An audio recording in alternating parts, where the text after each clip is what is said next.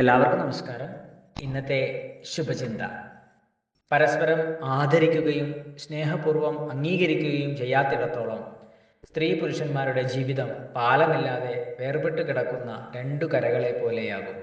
സ്ത്രീക്ക് പുരുഷനിലേക്കും പുരുഷന് സ്ത്രീയിലേക്കും കടന്നു ചെല്ലാൻ വേണ്ടത്ര ധാരണാശക്തിയും മനഃപക്വതയും വിവേകബുദ്ധിയും ഉണ്ടാകേണ്ടിയിരിക്കുന്നു. അതുണ്ടായില്ലെങ്കിൽ അപശ്രുതിയും അവതാളവും അസ്വസ്ഥതയും സമൂഹ ജീവിതത്തിൻ്റെ മുഖമുദ്രകളാകും. അസമത്വ ചിന്തകൾ ഉള്ളിൽ കുടികൊള്ളുന്നിടത്തോളം സമൂഹത്തിൻ്റെ വളർച്ചയും വികാസവും പാതി കൂമ്പിയ പുഷ്പം പോലെ എന്നും അപൂർണമായിരിക്കും.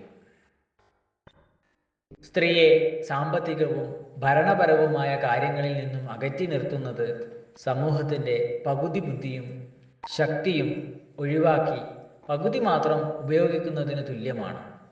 ഇത്തരം കാര്യങ്ങളിൽ സ്ത്രീകളെ കൂടി ആത്മാർത്ഥമായി സഹകരിപ്പിച്ചാൽ സമൂഹത്തിനും ജനങ്ങൾക്കും ഉണ്ടാകുന്ന നേട്ടങ്ങളെക്കുറിച്ച് പുരുഷവർഗം ബോധവാന്മാരാകണം. എല്ലാവർക്കും നന്മകൾ ഉണ്ടാകട്ടെ. എല്ലാവർക്കും ജീവിത വിജയം ഉണ്ടാകട്ടെ.